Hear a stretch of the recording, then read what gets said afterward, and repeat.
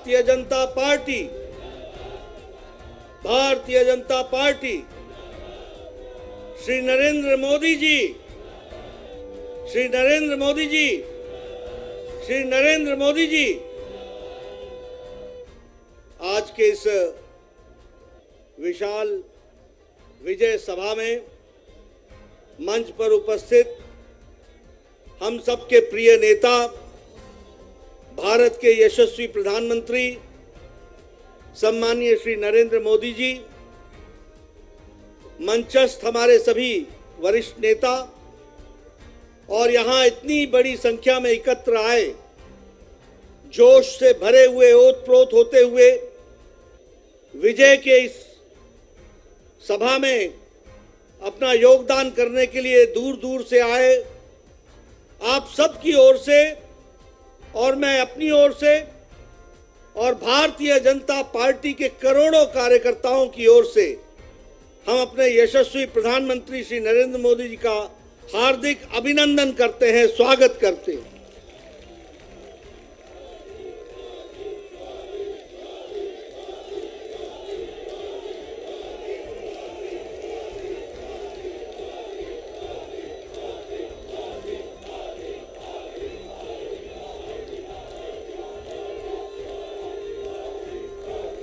आज हम आदरणीय प्रधानमंत्री जी का अभिनंदन और स्वागत करते हैं। साथ ही साथ गुजरात की जनता, गुजरात के कार्यकर्ता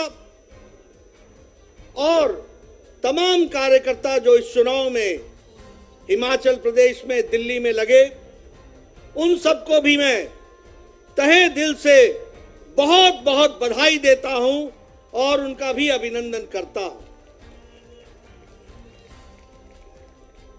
यह हम सब के लिए खुशी की बात है और आज बड़ा ऐतिहासिक दिन है। जब हम गुजरात के नतीजे देखते हैं तो आजाद भारत में रिकॉर्ड तोड़ते हुए ये जीत हासिल आदरणीय प्रधानमंत्री मोदी जी के नेतृत्व में हम सबको मिली है।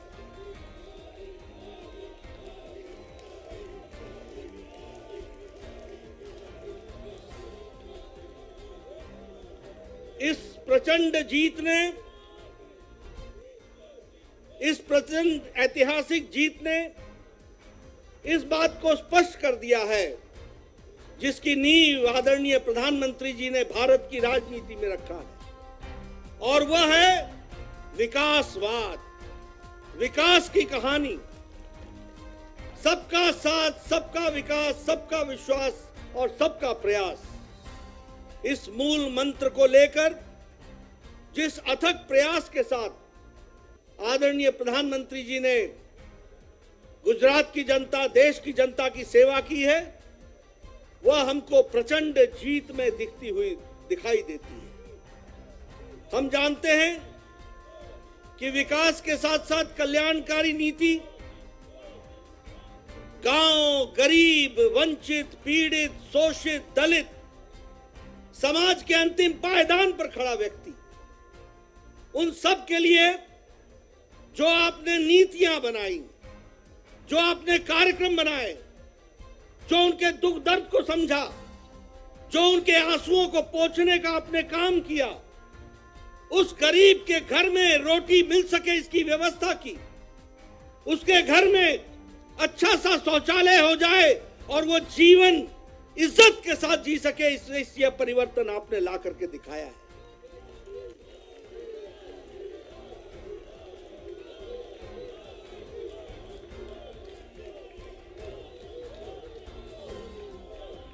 गरीब के घर में बिजली मिले 24 घंटे, उसको 2 वक्त की रोटी मिले, वह विकास करने के लिए उसकी शिक्षा की व्यवस्था हो, स्वास्थ्य की व्यवस्था हो, महिलाओं की चिंता हो, युवाओं की चिंता हो, किसानों को इज्जत से आगे बढ़ने का मौका मिले, ये सारी नीतियों को आपने प्रतिपादित किया है। और जिस तरीके से आपने गुजरात में विकास में सारे रिकॉर्ड तोड़े हैं, गुजरात की जनता ने भी नतीजों में सारे रिकॉर्ड तोड़ दिए, यह भी आपको देखने को मिला।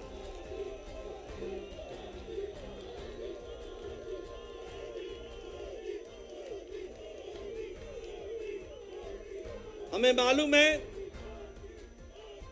52.5% वोट हमारे को मिला गुजरात में, और उसके साथ साथ 156 सीटों पर हम विजय हासिल कर पाए। जहां तक कांग्रेस का सवाल है, पिछले चुनाव में 41.4 से घट करके 27.3% पर कांग्रेस आकर के खड़ी हो गई।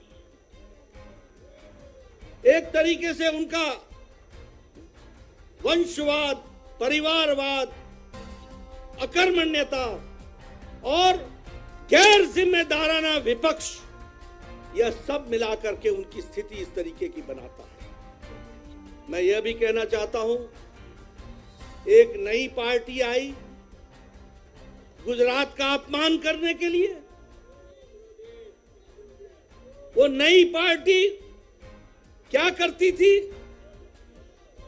एक पेपर लेकर के आए उनके नेता और कहने लगे, ये देखो, इसको नोट कर लो, और मैं यहां भविष्यवाणी करता हूं कि गुजरात में सरकार उनकी पार्टी की आ रही है।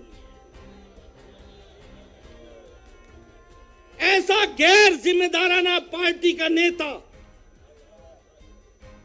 जो इस तरीके से जनता के आंखों में धूल झोंकता हो, जनता को गुमराह करता हो, ऐसे नेता को आज नतीजों के बाद सार्वजनिक रूप से माफी मांगनी चाहिए गुजरात की जनता के साथ और भारत की जनता के साथ। यह कैसी राजनीति है? देखो, मैं लिख के दे रहा हूं, भविष्यवाणी कर रहा हूं। और दूसरा रिकॉर्ड उसने क्या तोड़ा?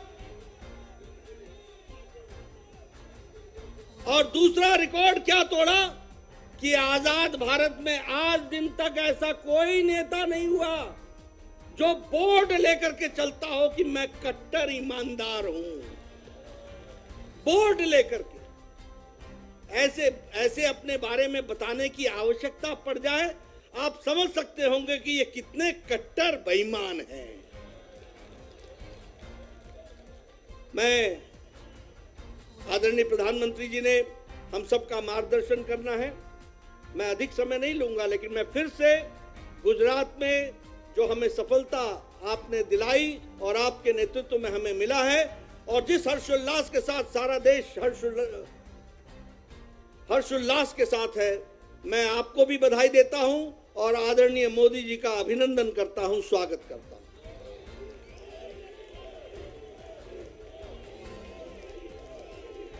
मित्रों,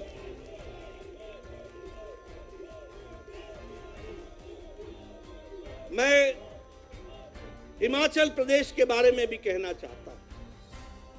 हिमाचल प्रदेश के मैं कार्यकर्ताओं को बधाई देता हूं, अथक प्रयास उन्होंने किया, बहुत मेहनत की। यह ठीक है कि हमें सफलता नहीं मिली, लेकिन यह भी ध्यान रखना चाहिए कि राज जरूर बदला, लेकिन साथ में राजनीति के रिवाज भी बदले। पहले जब पार्टियां बदलती थी तो 5% से वोट का फर्क पड़ता था। आज ठीक है कि हमारी सरकार नहीं बन पाई, लेकिन हमारे को 0.9% यानी 0.90 यानी 1% से कम वोट से हमारा फर्क रहा है। इस बात को भी हमको समझना चाहिए। मैं कार्यकर्ताओं को बधाई देता हूं और साथ ही साथ जो सरकार में आने वाली पार्टी है उनका स्वागत भी करता हूं, अभिनंदन भी करता हूं। वो अच्छे काम में जुटे, अच्छे काम में, विकास में हम उनका साथ देंगे, लेकिन हम निश्चित रूप से एक कारगर विपक्ष की भूमिका निभाते हुए हिमाचल की जनता के इंटरेस्ट को और उनके हितों की चिंता करते हुए हम काम करेंगे। मैं यह भी बताना चाहता हूं कि वहां भी पंजाब से सटा हुआ, जहां आम आदमी पार्टी की सरकार है, उनसे सटा हुआ हिमाचल प्रदेश है। 67 सीटें चुनाव लड़ने आए थे और मैंने कहा था कि खाता तो खुलना छोड़ो, इनकी जमानत जब्त होगी और 67 की 67 सीटों पर जमानत जब्त हुई और 25 सीटों पे नोटा से भी कम वोट आए हैं। 25 सीटों पे नोटा से भी कम वोट आए। मित्रों, अगर मैं दिल्ली की बात करूं, हमारे कार्यकर्ताओं ने बहुत मेहनत की। मैं दिल्ली के कार्यकर्ताओं का अभिनंदन करता हूं, अभिवादन करता हूं। मैं ये भी बताना चाहता हूं कि यहां की दिल्ली की सरकार ने एमसीडी का 33,000 करोड़ रुपए जो एमसीडी को देने थे वो देने से वंचित रखा। मैं ये भी बताना चाहता हूं कि 720 करोड़ रुपए जो स्वास्थ्य के लिए देने थे उससे देने से उन्होंने एमसीडी को वंचित रखा। मैं यह भी बताना चाहता हूं कि लगभग 450 करोड़ जो शिक्षा पे खर्च होना था, ये दिल्ली के हितकारी बोलते हैं अपने आप को, इन्होंने जितना दिल्ली का हित का खनन किया है वह आपके सामने रखना चाहता हूं। शिक्षा में भी 450 करोड़ रुपए जो एमसीडी को देना था वह देने से उन्होंने वंचित रखा। और इतना ही नहीं, जब म्युनिसिपल कॉर्पोरेशन ने कहा कि हम अपने बॉन्ड्स, म्युनिसिपल बॉन्ड्स बना करके हम जनता से पैसा उठाते हैं, हम मार्केट से पैसा उठाते हैं, लेकिन हम दिल्ली की जनता की सेवा करने के लिए आतुर हैं, तो उसका भी परमिशन यहां की दिल्ली की सरकार जो दिल्ली विरोधी है उसने नहीं दिया। इसके बावजूद भी हमारे कार्यकर्ताओं ने शानदार प्रदर्शन करते हुए एक शानदार तरीके से चुनाव को लड़ा और बहुत कम अंतर है। और मैं जरूर कहूंगा कि एक अच्छी विपक्ष की भूमिका हम निभाते हुए उसको भी हम आगे बढ़ाएंगे और उसको भी हम पूरा करेंगे। मैं मित्रों, आपके और आदरणीय प्रधानमंत्री जी के बीच में बहुत समय नहीं लेना चाहता। आज एक बाई इलेक्शन हुआ है जिसमें बिहार में हम कुर्नी में बाई इलेक्शन जीते।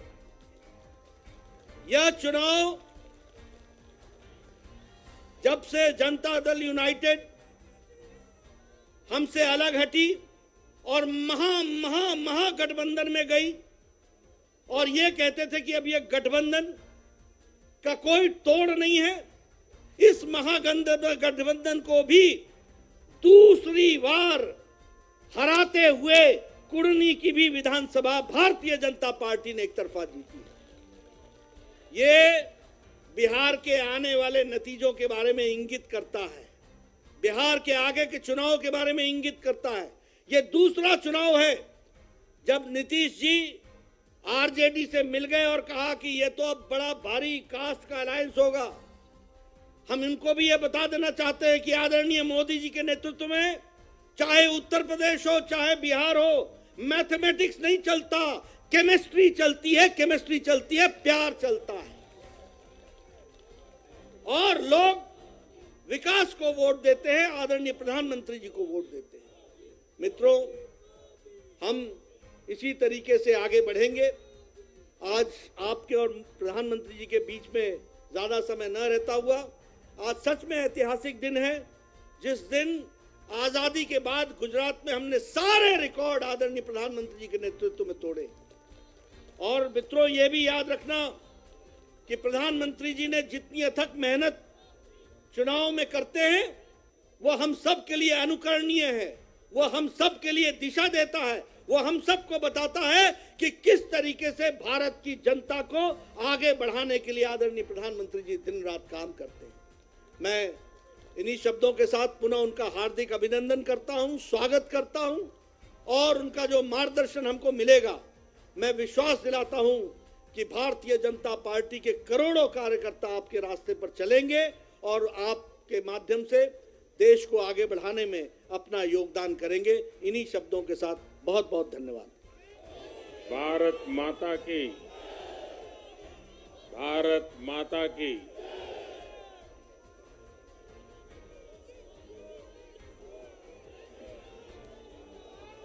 भारतीय जनता पार्टी के राष्ट्रीय अध्यक्ष श्रीमान जेपी नड्डा जी, हमारे वरिष्ठ साथी श्री राजनाथ जी, श्री अमित भाई,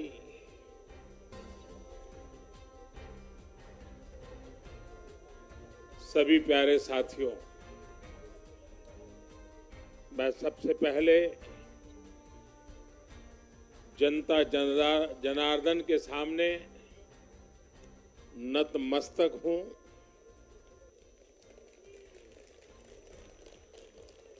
जनता जनार्दन का आशीर्वाद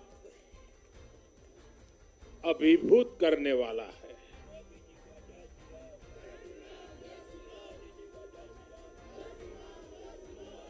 श्रीमान जेपी नड्डा जी के नेतृत्व में भारतीय जनता पार्टी के कार्यकर्ताओं ने जो परिश्रम किया है, उसकी खुशबू आज हम चारों तरफ अनुभव कर रहे हैं।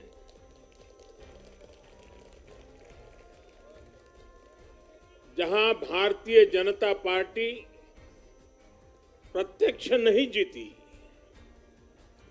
वहां भाजपा का वोट शेयर भाजपा के प्रति स्नेह का साक्षी है।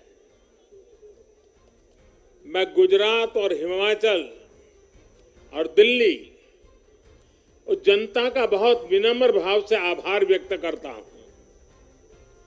भाजपा के प्रति ये स्नेह देश के अलग अलग राज्यों के उपचुनाव में भी दिख रहा है। यूपी के रामपुर में भाजपा को जीत हासिल हुई है।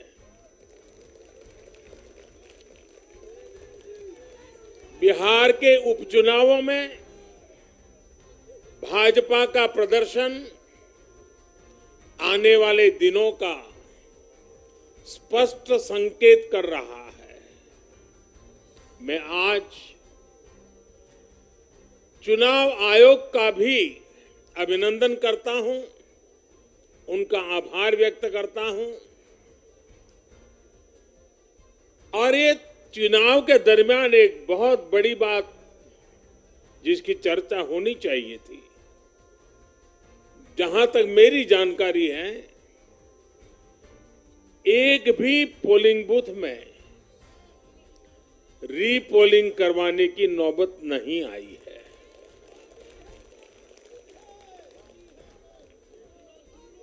मतलब कि सुख और शांतिपूर्ण रूप से लोकतंत्र की भावनाओं को पूरी तरह लेटर एंड स्पिरिट में स्वीकार करते हुए मतदाताओं ने लोकतंत्र के उस उत्सव को बहुत बड़ी ताकत दी है। और इसके लिए भी चुनाव आयोग अभिनंदन का अधिकारी है। इस चुनाव में हिस्सा लेने वाले हर राजनीतिक कार्यकर्ता को, हर दल को भी मैं साधुवाद देता हूं। साथियों, आज मैं हिमाचल के हर मतदाता का भी बहुत बहुत आभारी हूं।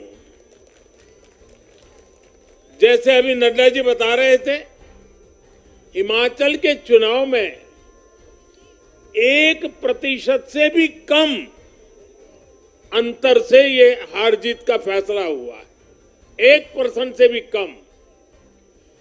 इतना कम अंतर से हिमाचल में कभी नतीजे नहीं आए हैं। हिमाचल में हर 5 वर्ष में सरकारें बदली हैं, लेकिन हर में जब बदलाव हुआ है, कभी 5%, कभी 6%, कभी 7%। जीतने वाले और हार वाले के बीच में अंतर रहा है। इस बार 1% से भी कम। इसका मतलब है कि जनता ने भी भारतीय जनता पार्टी को विजय बनाने के लिए भरसक प्रयास किया है। मैं हिमाचल की जनता को आश्वस्त करता हूं कि भाजपा भले ही 1% से पीछे रह गई, लेकिन विकास के लिए हमारी प्रतिबद्धता 100% रहेगी।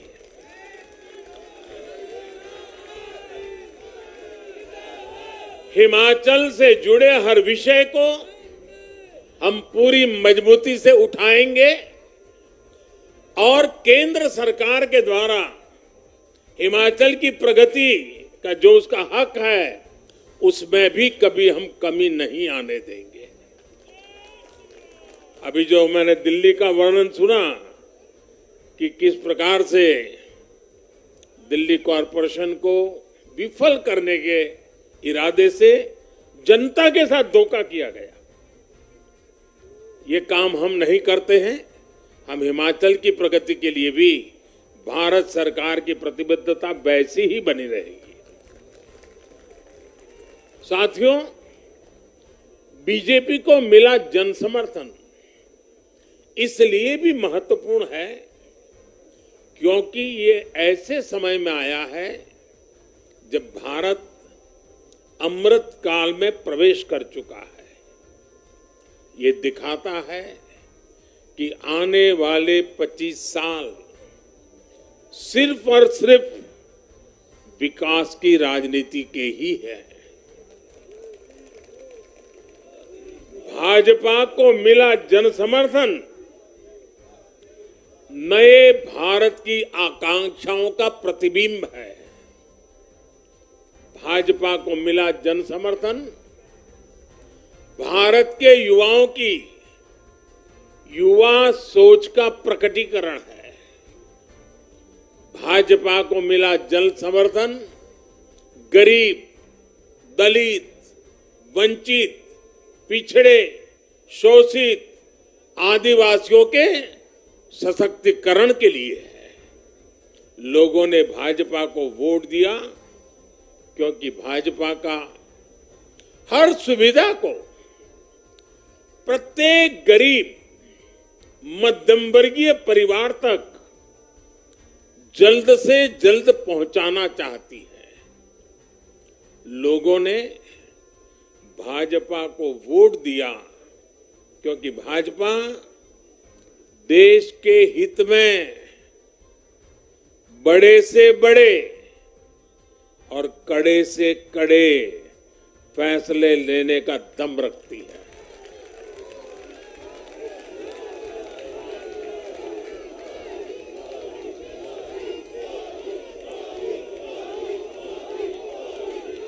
भाजपा का बढ़ता जन समर्थन ये दिखाता है कि परिवारवाद और भ्रष्टाचार के खिलाफ जन आक्रोश लगातार बढ़ रहा है। और मैं इस बात को स्वस्थ लोकतंत्र के लिए एक शुभ संकेत के रूप में देखता हूं। और साथियों, इस बार वाकई गुजरात ने तो कमाल ही कर दिया है।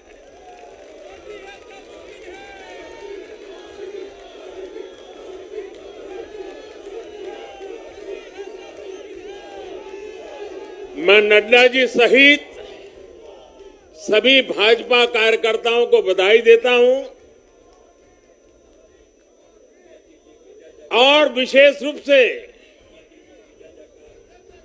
मैं गुजरात की जनता को भी नमन करता हूं। चुनावों के दौरान मैंने गुजरात के भाई बहनों और युवाओं से कहा था कि इस बार नरेंद्र का रिकॉर्ड टूटना चाहिए। और मैंने वादा किया था कि भूपेंद्र नरेंद्र का रिकॉर्ड तोड़े, इसलिए नरेंद्र जी जान से मेहनत करेगा।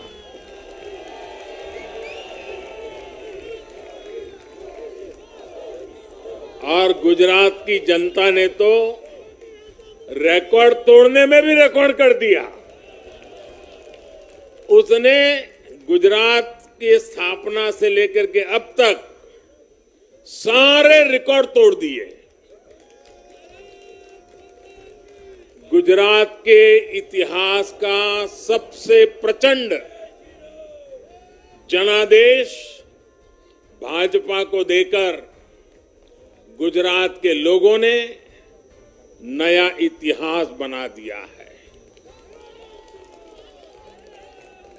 2.5 दशक से निरंतर सरकार में रहने के बावजूद इस प्रकार का प्यार अभूतपूर्व है, अद्भुत है। लोगों ने जाति, वर्ग, समुदाय और हर तरह के विभाजन से ऊपर उठकर भाजपा को वोट दिया है। भारतीय जनता पार्टी गुजरात के हर घर का हिस्सा है, गुजरात के हर परिवार का हिस्सा है। साथियों, इस चुनाव में गुजरात में 1 करोड़ से भी ज्यादा ऐसे वोटर्स थे जिन्होंने मतदान किया, लेकिन ये वो मतदाता थे जिन्होंने कभी भी कांग्रेस के कुशासन को, उसकी बुराइयों को देखा नहीं था। वे फ्रेश थे, उन्होंने सिर्फ भाजपा की ही सरकार को देखा था। और युवाओं की तो प्रकृति होती है कि वो हमेशा सवाल पूछते हैं, जांचते हैं, परखते हैं, उसके बाद किसी फैसले पर पहुंचते हैं। युवा सिर्फ इसलिए किसी पार्टी को वोट नहीं करते क्योंकि वो दशकों से सत्ता में रही या फिर उस पार्टी के नेता किसी बड़ी परिवार के हैं। युवा तभी वोट देते हैं जब उन्हें भरोसा होता है, जब उन्हें सरकार का काम प्रत्यक्ष नजर आता है। और इसलिए आज युवाओं ने जब भाजपा को भारी संख्या में वोट दिया है, सीट से लेकर वोट तक के सारे रिकॉर्ड तोड़ दिए हैं, तो इसके पीछे का संदेश बहुत स्पष्ट है। इसका मतलब है कि युवाओं ने हमारे काम को जांचा, परखा और उस पर भरोसा किया है। इसका मतलब यह है कि युवा भाजपा की विकास वाली राजनीति चाहते हैं। इसका मतलब है कि युवा ना तो जातिवाद के बहकावे में आते हैं, न परिवारवाद के। युवाओं का दिल सिर्फ विजन और विकास से जीत सकते हैं, और भाजपा में विजन भी है और विकास के प्रति प्रतिबद्धता भी है। साथियों, आज एक और बात याद करने वाली है। जब महामारी के घोर संकट के बीच बिहार में चुनाव हुए थे, तो जनता ने भाजपा को भरपूर आशीर्वाद दिया। जब महामारी के संकट से बाहर निकलते हुए असम, यूपी, उत्तराखंड, गोवा, मणिपुर एक के बाद एक चुनावों में जनता ने भारतीय जनता पार्टी को ही चुना। और आज जब भारत विकसित भारत के लक्ष्य की प्राप्ति के लिए आगे बढ़ रहा है, तो भी देश की जनता का भरोसा सिर्फ और सिर्फ भाजपा पर है।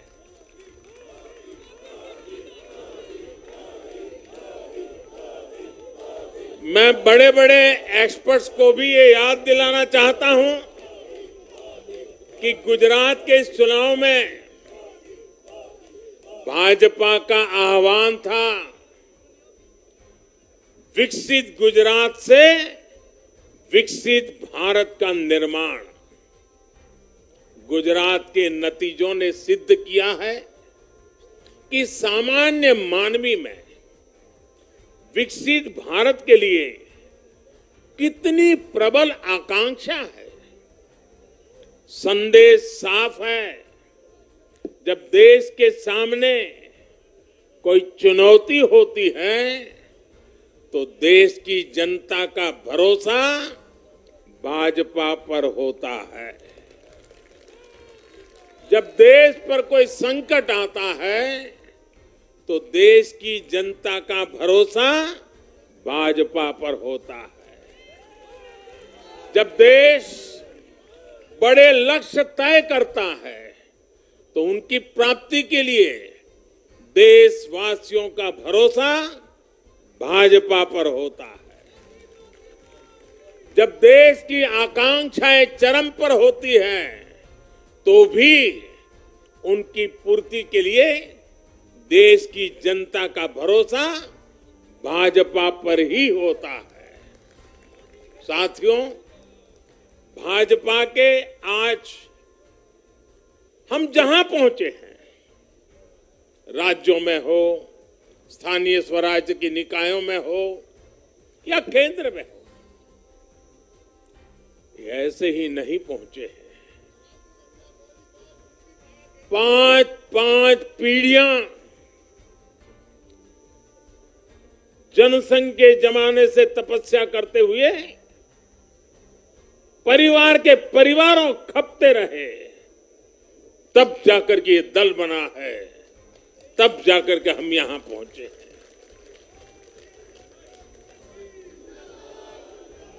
भाजपा के लिए लाखों समर्पित कार्यकर्ताओं ने अपना जीवन खपा दिया है। व्यक्तिगत सुख, व्यक्तिगत आकांक्षाएं, व्यक्तिगत खुशी, व्यक्तिगत महत्वाकांक्षा, व्यक्तिगत सफलता, इन सबको तिलांजलि देकर भाजपा का प्रत्येक कार्यकर्ता समाज और देश की सेवा करने में, समाज और देश को सशक्त करने में जुटा रहता है। हम विचार पर भी बल देते हैं और व्यवस्था को भी सबल बनाते रहते हैं। भाजपा अपने कार्यकर्ताओं की अथाह संगठन शक्ति पर भरोसा करके ही अपनी रणनीति बनाती है और सफल भी होती है। उतार चढ़ाव भाजपा के राजनीतिक जीवन में भी आए हैं, लेकिन हमने आदर्शों और मूल्यों पर अड़िग रहकर दिखाया है। साथियों, पिछले 8 वर्षों में देश में एक और बहुत बड़ा बदलाव अनुभव किया गया है। ये बदलाव कार्य का भी है, कार्यशैली का भी है। भाजपा की सरकारें भी कार्य को छोटा नहीं समझती। हम मानते हैं हर काम बड़े लक्ष्यों की प्राप्ति का माध्यम बनता है।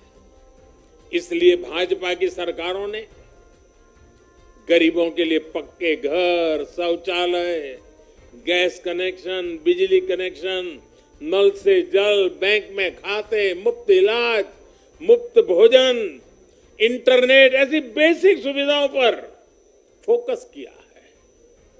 पहले की राजनीति में ये बहुत फैंसी विकास नहीं माना जाता था। पहले की राजनीति में इसे बड़े काम के तौर पर देखा भी नहीं जाता था। इसलिए आज जो भी सरकारी लाभ है वो हर व्यक्ति, हर क्षेत्र, हर वर्ग जो उसका हकदार है उस तक तेजी से पहुंचने के लिए ईमानदारी से प्रयास किया जाता है।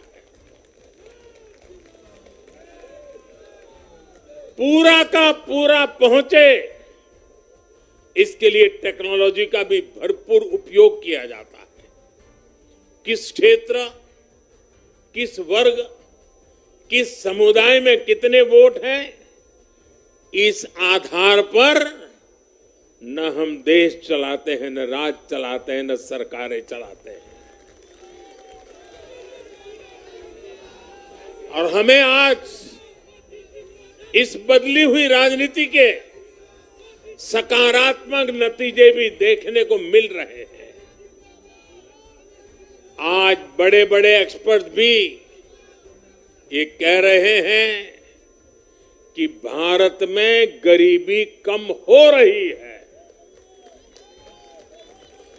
साथियों, देश ने पिछले 8 वर्षों में गरीब को सशक्त करने के साथ ही गरीब तक मूलभूत सुविधाएं पहुंचाने के साथ ही आधुनिक इंफ्रास्ट्रक्चर पर भी फोकस किया है।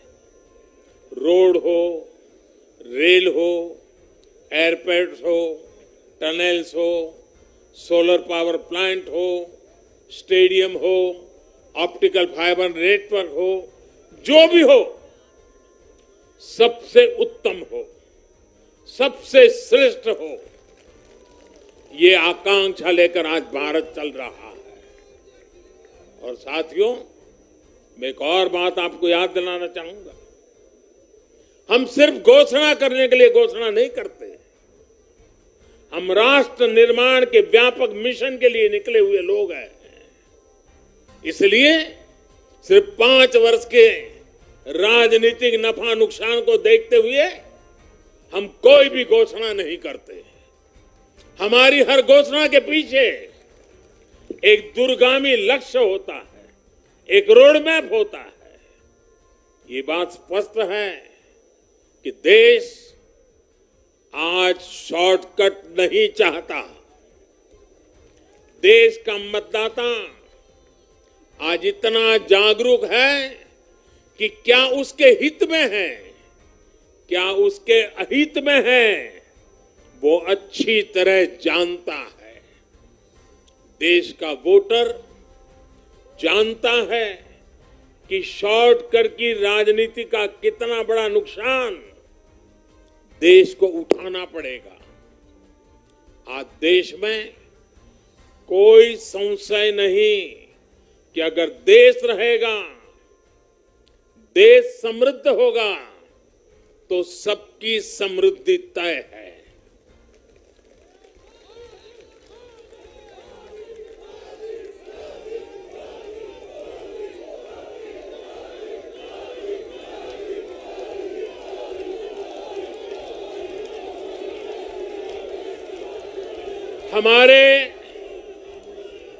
हमारे पूर्वजों के पास अनुभव का अगाध ज्ञान था और अनुभव के निचोड़ से कहावतें बनती थी। और हमारे यहां हमारे पूर्वजों ने हमें विरासत में दी हुई एक कहावत है, आमदनी अठन्नी और खर्चा रुपया। अगर ये वाला हिसाब रहेगा तो क्या स्थिति होगी, ये हम दुनिया में हमारे अड़ोस पड़ोस में आज भली भांति देख रहे हैं। और इसलिए आज देश बहुत सतर्क है। देश के हर राजनीतिक दल को ये याद रखना होगा कि चुनावी हथकंडों से किसी का भला नहीं हो सकता। साथियों, आज के जनादेश में एक और संदेश है। समाज के बीच दूरियां बढ़ाकर राष्ट्र के सामने नई चुनौतियां खड़ी करके जो राजनीतिक दल तत्कालिक लाभ लेने की फिराक में रहते हैं, उन्हें देश की जनता, देश की युवा पीढ़ी देख भी रही है और समझ भी रही है।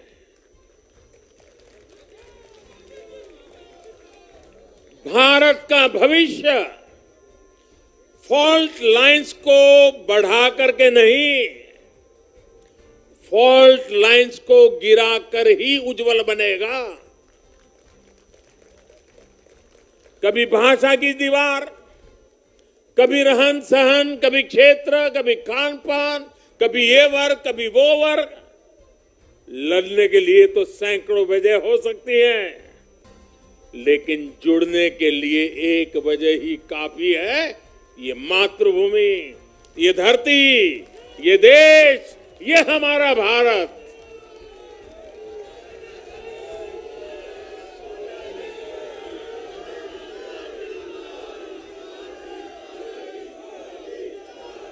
जीने के लिए और मरने के लिए इससे बड़ी वजह कोई और नहीं हो सकती।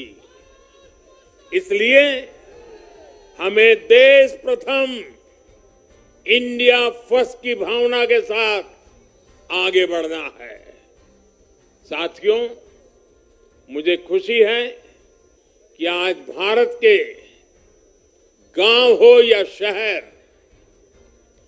गरीब हो या मिडिल क्लास, किसान हो या श्रमिक, सभी की पहली पसंद भाजपा है।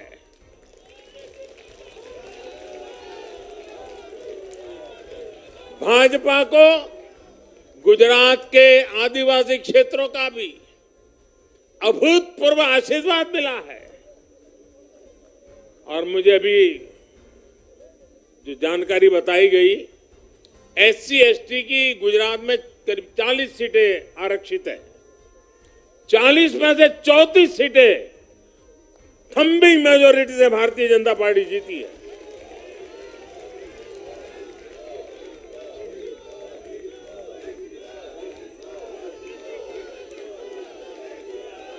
आज आदिवासी भाजपा को अपनी आवाज मान रहे हैं। आज भाजपा को आदिवासी समुदाय का जबरदस्त समर्थन मिल रहा है। इस बदलाव को पूरे देश में महसूस किया जा रहा है। ऐसा इसलिए हो रहा है क्योंकि दशकों तक जिन आदिवासियों की आकांक्षाओं को नजरअंदाज किया गया, वो अब देख रहे हैं कि भाजपा लगातार उनकी उम्मीदें पूरी करने में जुटी है। ये भाजपा ही है जिसके प्रयासों से देश को पहली आदिवासी राष्ट्रपति मिली है। ये भाजपा ही है जिसने आदिवासी कल्याण के लिए बजट बढ़ाया और आदिवासी क्षेत्रों में विकास को रफ्तार दी। भाजपा सरकार ने ऐसे अनेक कदम उठाए हैं जिससे आदिवासी समुदाय के लोगों को आर्थिक रूप से मजबूत बनाया जा रहा है। देश भर में आदिवासी स्वतंत्रता सेनानियों के म्यूजियम बनाकर भाजपा आजादी के उन वीर योद्धाओं को सम्मान दे रही है। भगवान बिरसा मुंडा के जन्मदिन को भाजपा सरकार में ही जनजातीय गौरव दिवस घोषित किया गया है। हमारे इन प्रयासों ने आदिवासी युवाओं को उनके स्वाभिमान को ऊंचा किया है। आज भाजपा आदिवासियों को सशक्त करने के लिए हर संभव प्रयास कर रही है। साथियों, आजकल हर चुनाव नतीजों के बाद ये चर्चा भी बहुत होती है कि देश की माताएं, बहनें, बेटियां भाजपा पर इतना आशीर्वाद क्यों बरसाती है।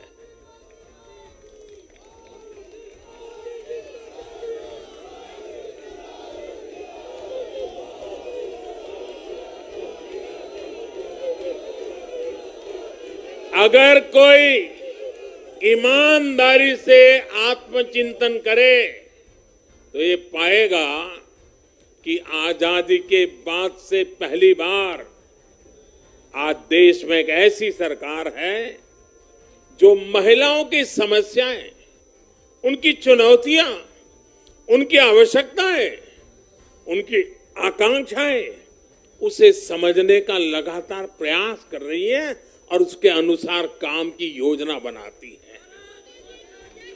गांव देहात से लेकर शहर तक, घरेलू कार्य में व्यस्त महिला से लेकर स्वरोजगार करने वाली या किसी रोजगार से जुड़ी महिलाओं के लिए जितना भाजपा सरकार ने किया है उतना पहले किसी भी सरकार ने नहीं किया। महिलाओं के लिए पहले की सरकारों के 70 साल के कार्यों की तुलना में भाजपा सरकार के 7-8 साल के कार्य कहीं ज्यादा है और इसलिए आज जब भी चुनाव होते हैं तो देश की माताएं, बहनें, बेटियां कमल के निशान का सिर्फ बटन ही नहीं दबाती, उनके हाथों में एक आशीष का भाव होता है, आशीर्वाद का भाव होता है और जब वो उंगली कमल के बटन पर रखती हैं तब वो हम जैसे लाखों कार्यकर्ताओं के सर पे विजय तिलक भी लगा देती है।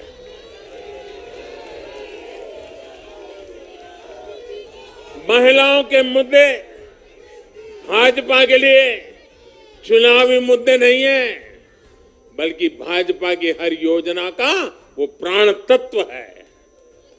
महिलाओं का जीवन आसान बनाना हो, महिलाओं को ज्यादा से ज्यादा रोजगार के, स्वरोजगार के अवसर मुहैया कराना हो, ये भाजपा का कमिटमेंट है। मैं इसे अपनी सरकार का सौभाग्य मानता हूं कि हमें महिला सशक्तिकरण के लिए इतना कुछ करने का मौका देश की जनता ने दिया है। साथियों, आने वाला समय देश के लिए, हम सभी के लिए बहुत महत्वपूर्ण है। सबका साथ, सबका विकास, सबका विश्वास और सबका प्रयास, इस भावना पर आगे बढ़ते हुए हमें विकसित भारत के लिए काम करना है। हमें मिलकर एक दूसरे के साथ काम करना है। आइए, नागरिक के रूप में हम विकसित भारत के संकल्प के साथ जुड़े, विकसित भारत के इस अभियान से जुड़े और मैं फिर एक बार देश भर के लाखों कार्यकर्ताओं को 5-5 पीढ़ी की तपस्या को आगे बढ़ाने के लिए हृदय से धन्यवाद करता हूं, अभिनंदन करता हूं। मैं जनता जनार्दन को भी प्रणाम करता हूं। उनके निरंतर आशीर्वाद हमारे लिए नित्य नूतन ऊर्जा बन जाते हैं। ये निरंतर समर्थन हमें सात्विक भाव से, सेवा भाव से, समर्पण भाव से कार्य करने की शक्ति देता है। जब हमें जनता जनार्दन का आशीर्वाद मिलता है तो हमें अधिक परिश्रम करने की प्रेरणा जगती है, अधिक पुरुषार्थ करने का संकल्प जगता है और संकल्पों को सिद्ध करने के लिए जीवन खपा दे करके सिद्धि तक पहुंचाने के लिए हम लगे रहते हैं, क्योंकि जनता जनार्दन, इसे हम ईश्वर का रूप मानते हैं और यही सामर्थ्य, यही शक्ति एक सेवक के भाव से, सेवा भाव से, समर्पण की अप्रतिम राह को पकड़ते हुए चलते रहना, चलते रहना, चलते रहना, चरैवेति चरैवेति चरैवेति, इसी मंत्र को लेकर के हम चल रहे हैं। भाइयों बहनों, इस चुनाव में अब बहुत लोगों को जानने पहचानने का भी अवसर मिल चुका है। पिछले कुछ चुनावों का एक बड़े कैनवास पर एनालिसिस करना चाहिए कि जो अपने आप को न्यूट्रल कहते हैं, जिनका न्यूट्रल होना जरूरी होता है, वो कहां खड़े होते हैं, कब कैसे रंग बदलते हैं, और कैसे कैसे खेल खेलते हैं वो अब देश को जान लेना बहुत जरूरी है, बहुत जरूरी है। उत्तराखंड का इतना बड़ा चुनाव हुआ, कितनी जमानतें जब्त हुई, किसकी हुई, कोई चर्चा नहीं। हिमाचल में इतना बड़ा चुनाव हुआ, कितने लोगों की जमानत जब्त हुई, कितने लोगों का बुरा हाल हुआ, कोई चर्चा नहीं। भाइयों बहनों, उन लोगों को भी जानना चाहिए, पहचानना चाहिए कि ये भी ठेकेदार है।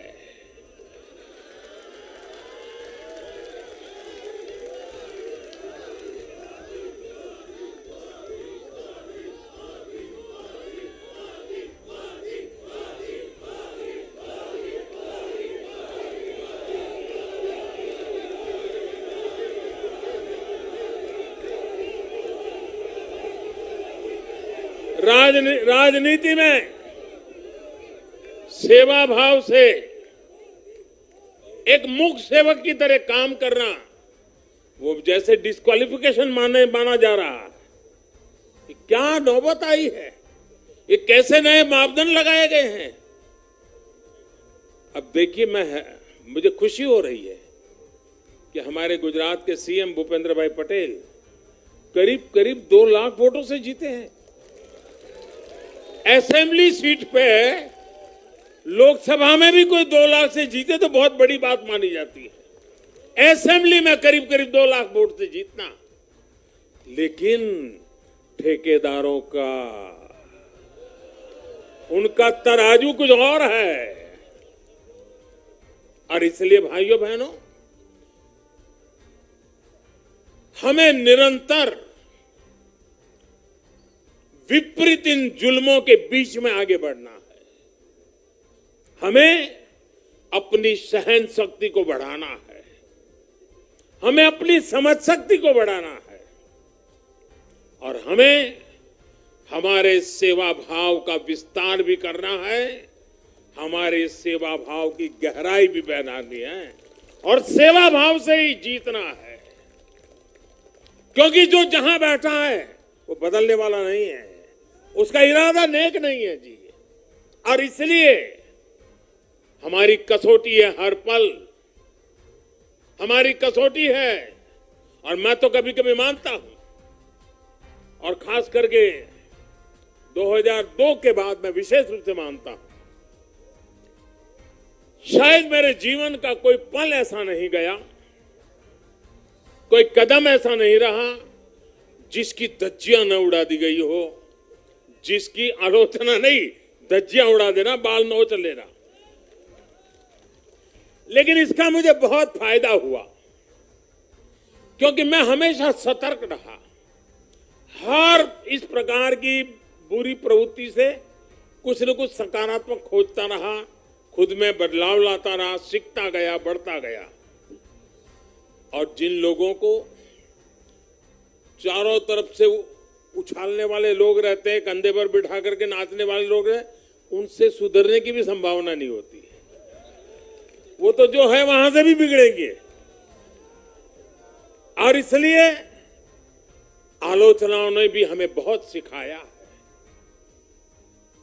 हर आलोचना में से हमारे काम की चीज हमें खोजते रहना है, हमें अपनी शक्ति को बढ़ाते रहना है, और कठोर से कठोर झूठे आरोपों को सहने का सामर्थ्य भी बढ़ाना होगा साथियों, क्योंकि अब जुल्म बढ़ने वाला है।